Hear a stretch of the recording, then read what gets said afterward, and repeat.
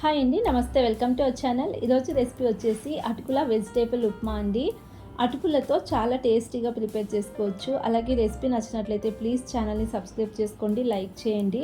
అలాగే రెసిపీ ఎలా ప్రిపేర్ చేసుకోవాలో చూద్దాం. అందుకోసం ముందుగా ఒక బౌల్లో 1 కప్ అటుకులు తీసుకుంటున్నాను. అటుకులను 2-3 సార్లు శుభ్రంగా వాష్ చేసి తీసుకోండి. ఇలా కడిగిన అటుకులలో వేడి నీళ్లు వేసుకుని 2-3 నిమిషాల పాటు నానబెట్టుకోవాలి.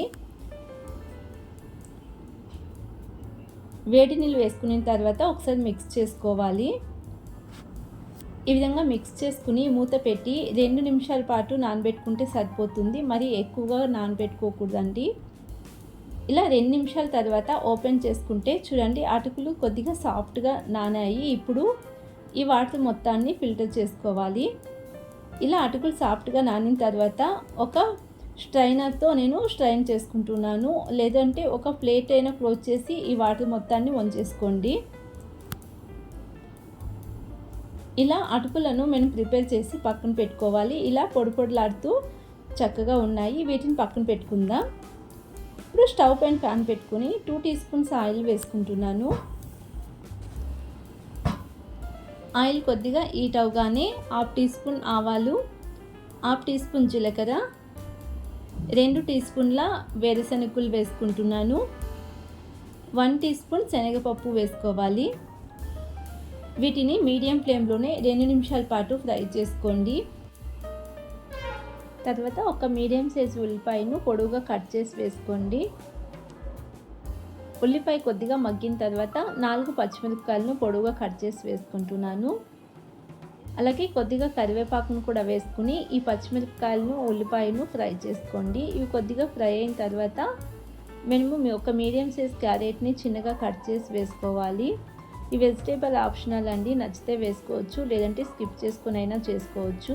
అలాగే 1/2 కప్పు బఠానీ వేసుకుంటున్నాను.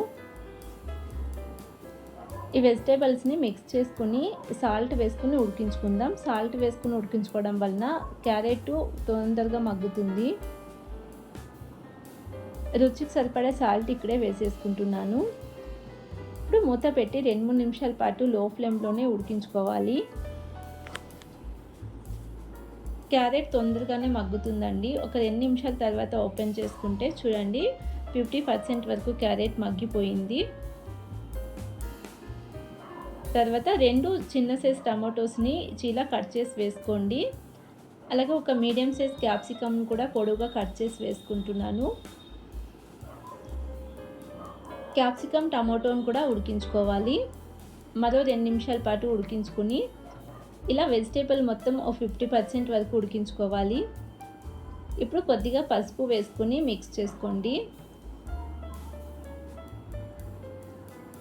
ఇలా వెజిటేబుల్ మొత్తం బాగా ఉడికి ఆయిల్ సపరేట్ అయ్యేంత వరకు లో ఫ్లేమ్లోనే ఉడికించుకోవాలి. చూడండి, వెజిటేబుల్ ఉడికి ఆయిల్ సపరేట్ అయింది కదా. ఇప్పుడు లో ఫ్లేమ్లో పెట్టుకొని మనం ఇందాక పక్కన పెట్టుకున్న అటుకులను వేసుకుందాం. ఇలా అటుకులు వేసుకొని ఈ వెజిటేబుల్ మసాలా అటుకులకు పట్టేలా బాగా మిక్స్ చేసుకోండి. కొత్తిమీరని వేసుకుని స్టవ్ ఆఫ్ చేసేసుకుంటే వెజిటేబుల్ ఉప్మా రెడీ అండి. చూసారు కదా ఎంత చక్కగా చేసుకోవచ్చో. అటుకులు ఉప్మా ఇష్టం లేని వాళ్ళు కూడా తింటారండి, అంత టేస్టీగా ఉంటుంది. తప్పకుండా ఒకసారి మీరు ట్రై చేయండి. అలాగే మీకు ఎలా కుదిరిందో తప్పకుండా కామెంట్ సెక్షన్లో తెలియచేయండి. రెసిపీ నచ్చినట్లయితే ప్లీజ్ ఛానల్ని సబ్స్క్రైబ్ చేసుకోండి, లైక్ చేయండి, షేర్ చేయండి. Thank you so much watching.